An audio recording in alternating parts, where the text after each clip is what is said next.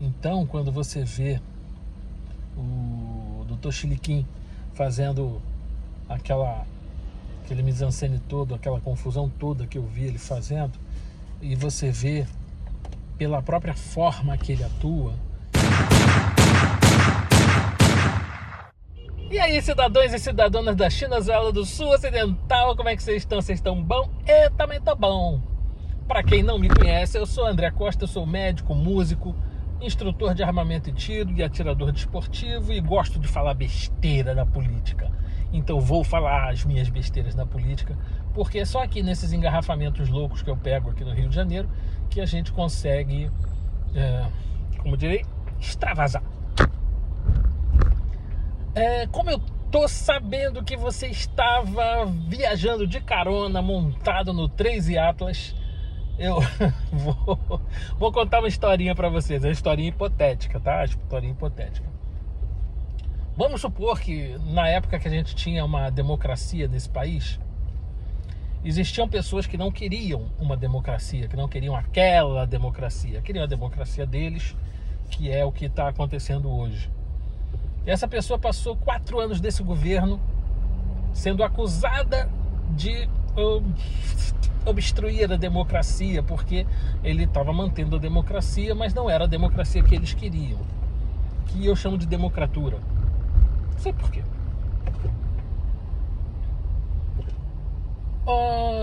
Então, quando terminou o governo, após uma como é que eu vou dizer, uma eleição extremamente honesta, muito bem conduzida, né? Uma coisa muito bem montada. Então, essa eleição favoreceu o principal ente da democratura. A coisa foi tão bem montada que eles tiraram esse ente principal da democratura da cadeia para que ele pudesse se eleger. Sim, é um corrupto, pinguço, safado, sem vergonha, ladrão, bandido, e que tem todas as características de uma pessoa de bom caráter, né? Ele é extremamente racista, é machista, é misógino, tudo que você pode imaginar, elitista que só ele só, gastador de dinheiro, perdulário, tudo assim que toda pessoa de bom caráter tem, né? Então, esse dito cujo K que eu estou falando ganhou, passou a ser o novo tirano desta democratura. Na realidade ele nem chega a ser um tirano, tá? Ele é uma marionetezinha que uma outra pessoa manipula, algumas outras pessoas manipulam, mas ele se acha o bom e arma lá os seus esquemas ilusórios, fingindo que o mundo ninguém fez. E aí o outro falou: cara, não tenho coragem de entregar o meu país na mão desse sujeito, então vou vazar daqui e outra pessoa entrega a faixa pra ele, não vou ser eu não, tô fora desta porra. E aí ele vazou pros Estados Unidos.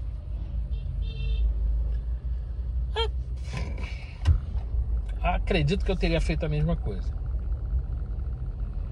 O que aconteceu a partir deste momento? Como esse sujeito conseguiu se eleger, ele colocou o seu plano maquiavélico de vingança em ação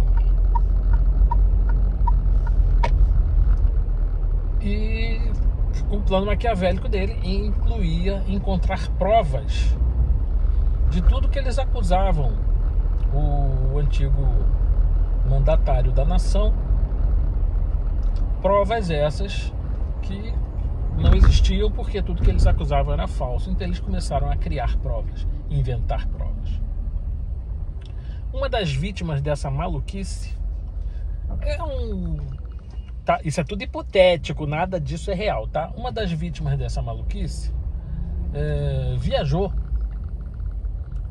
de volta para a cidade dele, que é no Paraná, Ponta Fina, a cidade dele é Ponta Fina.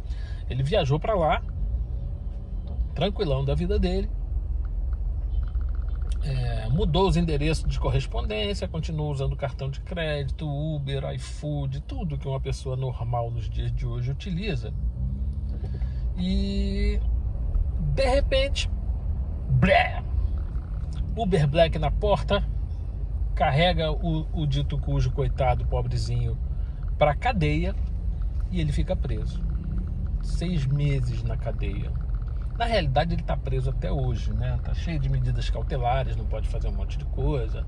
É uma coisa típica de democracias pujantes. Democraturas pujantes.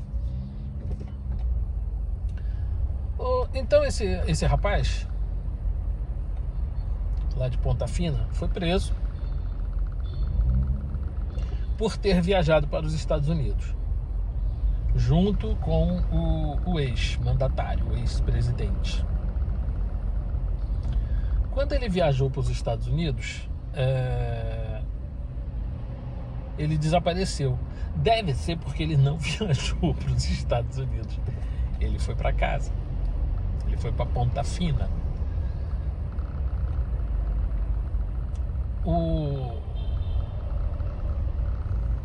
Como ficou provado por A mais B, e inclusive a nossa grandíssima polícia já sabia que ele não tinha viajado, que ele estava lá em Ponta Fina, porque eles tinham a geolocalização do celular, eles tinham as notas fiscais lá de Uber, de iFood, de combustível, as correspondências, tudo dele estava lá. Para poder manter ele preso, apareceu um documento que obviamente é falso, um documento que foi forjado, para dizer que ele foi para lá, que ele esteve lá, que ele estava lá, que ficou preso lá e tal, não sei o que, aquela coisa. Rapaz, eu tô com medo de acabar minha gasolina, mas tudo bem, eu tô no meio desse engarrafamento e aqui eu não tenho como sair, porque eu estou na linha vermelha e a linha vermelha não tem saída para lugar nenhum. E agora acendeu aqui a luzinha, vamos ver até onde a gente vai, né? Se eu vou ter que empurrar essa porcaria de carro.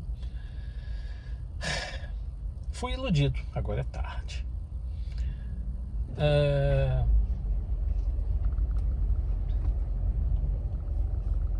Voltando ao assunto, onde eu parei mesmo, assim, então ele passou 4 meses preso, até que ele arranjou ele tinha um bom advogado, um excelente advogado, mas esse advogado largou a defesa dele por motivos pessoais. Ele se filiou a um partido e ele vai tentar se eleger. É um bom candidato, é uma pessoa séria, uma pessoa honesta. Tão honesta que largou a defesa do cara para que isso não interferisse no seu histórico, para que ninguém acusasse ele de nada durante a campanha. Tipo, usar a imagem do seu cliente e a sua defesa desse cliente como plataforma eleitoral. Pois bem, esse documento forjado que apareceu foi anexado aos autos e o rapaz de Ponta Fina, lá ele acabou preso, continuou preso. E até algum tempo depois, quando este documento apareceu, ele estava na solitária. Ele foi colocado num cubículo fechado, sem luz, sem poder ver ninguém. Coisas assim bem legais que as pessoas fazem para ver se o cara confessa um crime que não cometeu. Nem sei de quem foi a ordem, sabe? Eu não vou nem arriscar um palpite de quem foi a ordem para que isso acontecesse. Eu sei que o advogado dele fez um excelente trabalho, o advogado novo que assumiu fez um excelente trabalho. Ele começou a correr atrás de um monte de coisas e tal, e juntou todas as provas de que o cara não viajou, mesmo tendo aquele documento falso. Havia um outro documento que estava tudo errado. Depois veio esse segundo documento, que a gente sabe também que é falso da mesma forma. e tá lá. Mas ele acabou conseguindo manter a prisão, só que agora dizem que ele tá solto, mas na realidade com a quantidade de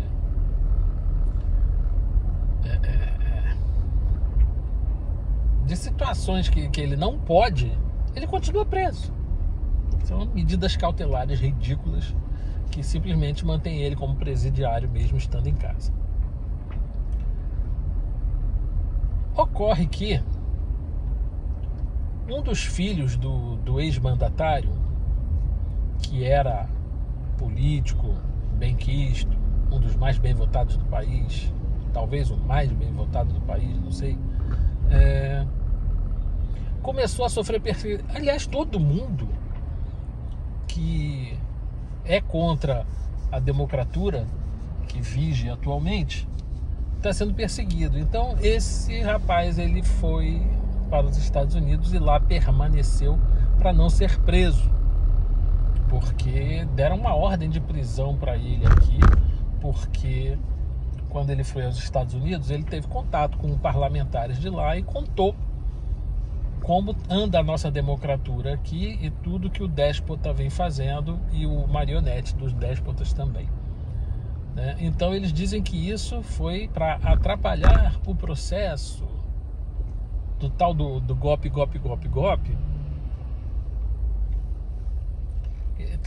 A gente sabe que não houve golpe nenhum, da mesma forma que não houve viagem nenhuma, né? Mas eles têm que inventar alguma ficção que transforme isso numa espécie de realidade paralela.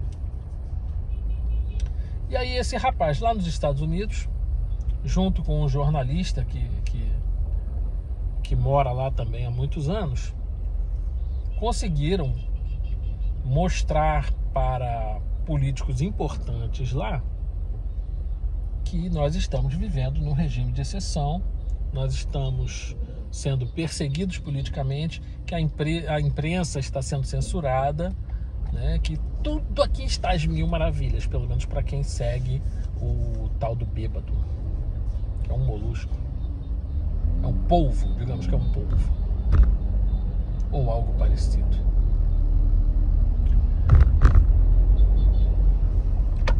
Acontece que em um determinado momento aventou-se uma hipótese de que esse documento que está lá passou por trâmites burocráticos diferentes do que nós, cidadãos comuns, passamos. Afinal de contas, tratava-se de uma caravana diplomática, digamos assim, visto que o dia 30 ainda era na vigência da presidência da democracia. Só no dia 1º que começaria a vigência da presidência da democratura, do tirano da democratura. Bom, então aventou-se a hipótese do nome desse rapaz lá de Ponta Fina ter entrado nessa lista meio que por engano, porque o outro cara já pegou uma lista anterior, fez um copia e cola e botou lá. Mas quando ele foi interrogado, se foi ele que fez a lista, ele disse que sim. Se aquela era a lista final, ele disse que não. E se o nome do rapaz estava na lista final, ele disse que não. E ele perguntou: por quê? Você não falou isso antes? Ele: porque ninguém me perguntou. É uma resposta adequada. Você não vai falar coisas que ninguém te perguntou, óbvio, né? O que eu não consigo entender é por que não perguntaram. Pois bem, aí aventada a hipótese de ter ocorrido um erro por conta de ser um trâmite burocrático diferenciado e não uma coisa feita de forma dolosa, o Dr. Chiliquim, que é o advogado atual do rapaz lá de Ponta Fina, Dr. Chiliquim deu um ataque histérico, fez um monte de confusão, começou a inventar um monte de mentira, começou a falar um monte de bosta para todo mundo ouvir, e começou a fazer acusações falsas de algumas pessoas. E isso deu uma treta maluca. Puta, não, deu uma quizumba danada. Você devia estar aqui para ver, mas você estava passeando no 13 Atlas, né? Então, essa treta rendeu, foi um falatório e ainda está rodando até hoje. Ontem, por acaso, eu vi um pouco mais de mentira a respeito desse assunto. Por quê? Uma repórter americana lançou lá no Wall Street Journal, horrível, hein? Wall Street Journal, mandou uma reportagem perguntando se por acaso assim teria havido uma invasão do sistema americano de controle de aduanas e fronteiras para inserir esse documento falso, que a gente sabe que é falso, que o documento é fraudulento. Inclusive, esse documento é tão pouco levado em consideração que vem escrito nele que não é para ser utilizado em situações jurídicas. Lá nos States é crime utilizar esse documento na justiça, justamente porque ele não ele não tem fé pública, ele não é uma coisa extremamente fidedigna, entende? Mas aí o Dr. Chiquinho deu um piti infectado, falou muita merda, né? E aí rolou essa treta que ainda tá rolando. E nessa reportagem a pessoa pergunta: será que? Ou como dizem as pessoas atualmente, será se? Puta merda, é horrível. Será se? É muito feio, né? Então ela pergunta: será que houve uma invasão? Não sei o quê. E aí Dr. Chiliquim foi pra televisão, não, foi para os podcasts da vida, foi para as entrevistas para dizer: tá vendo? A repórter está afirmando que houve uma invasão. Não, tem um ponto de interrogação ali, porra. Não me interessa quem é quem, na realidade, hoje, não me interessa quem é que está montando a melhor narrativa. O que conta para mim atualmente é que seja feita a exposição da verdade. Nós temos que saber quem está por trás disso tudo.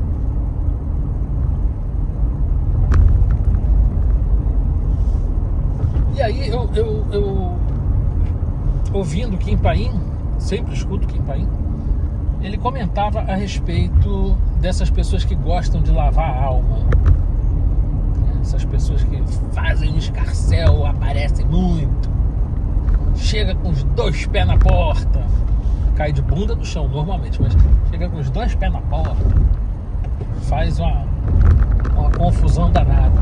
Você pode ver que todo mundo que aparece e tem esse crescimento, como é que eu vou dizer, esses crescimentos meteóricos, né, que surge do nada, de repente fica famoso no país inteiro, normalmente são essas pessoas que gostam de lavar a alma, são muito escandalosos, gostam muito de aparecer. O cara, tu trocou de pista na minha frente, depois se joga de novo na minha frente, vai tomar banho, porra. Aí, essas pessoas que aparecem muito rápido, tem uma ascensão meteórica na mídia, começa a ter um monte de seguidores nas redes sociais, são essas pessoas escandalosas, sabe o que é? Não são pessoas que, como é que eu vou dizer,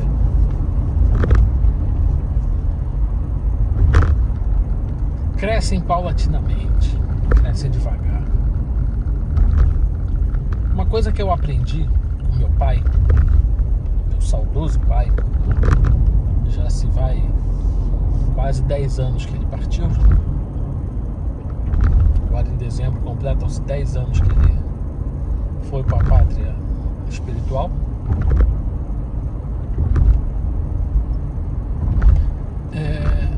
Eu aprendi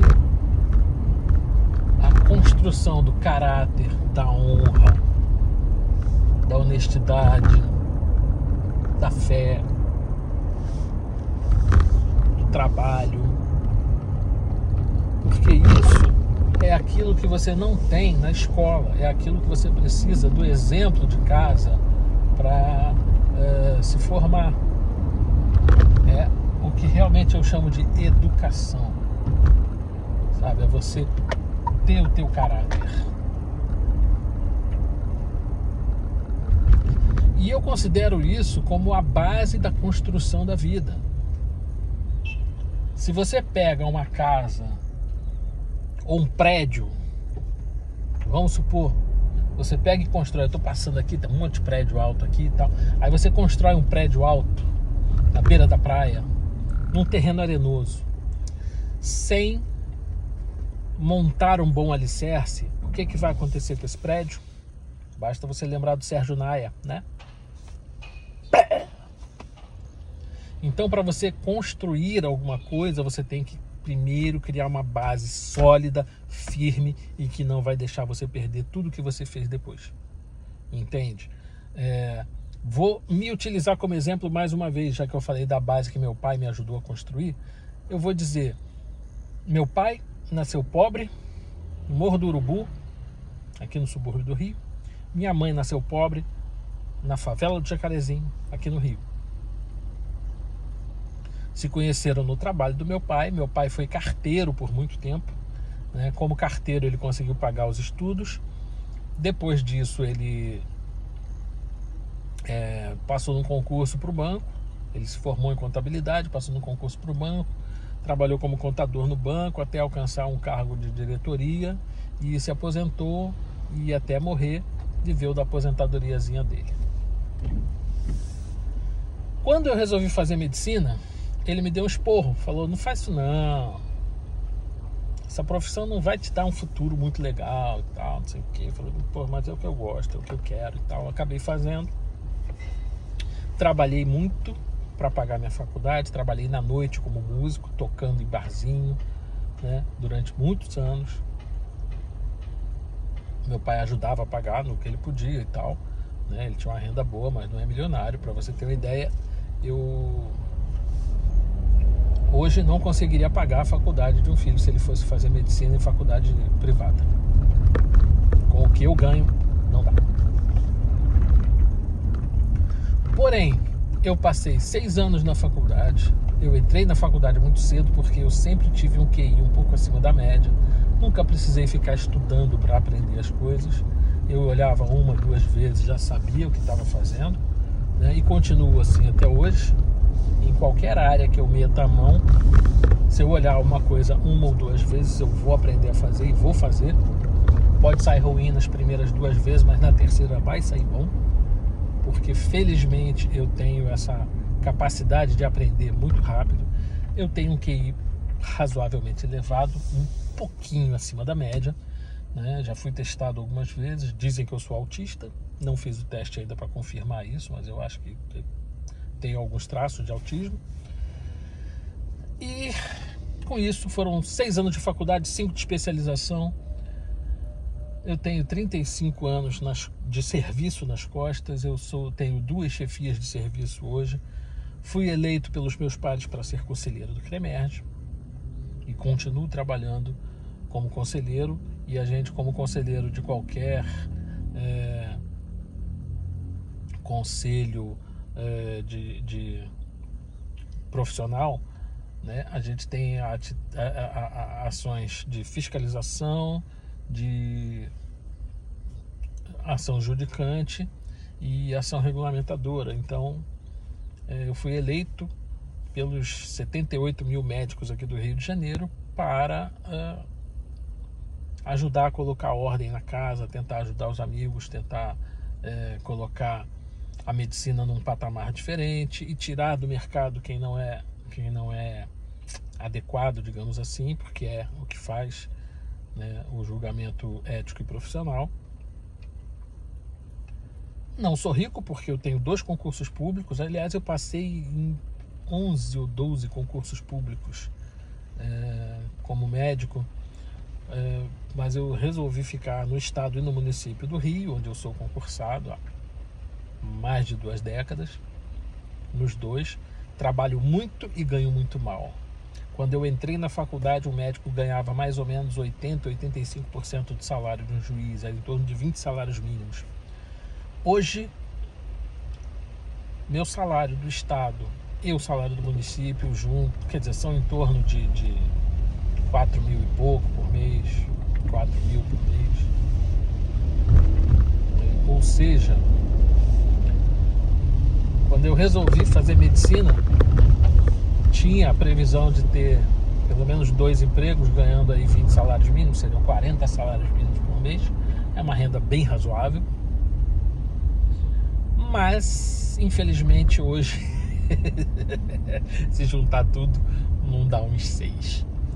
Então eu tenho 2 empregos públicos, tenho 2 empregos privados e ainda sou conselheiro do CREMERG, que é uma função que não tem exatamente o que a gente pode chamar de uma remuneração.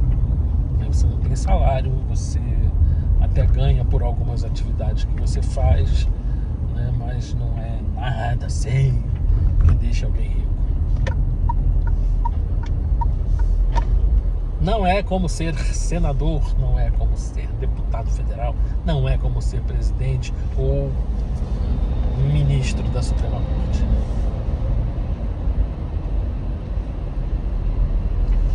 Só que eu passei anos e anos e anos, foram 11 anos, sem contar o ensino básico, fundamental, médio, etc., sem contar essa parte antes da faculdade. Foram 11 anos, 6 de faculdade e 5 de especialização, para iniciar a construção do que eu sou hoje. Então eu tenho uma base sólida, que é construída em cima de um caráter de honestidade, de muita vontade de fazer a coisa direito.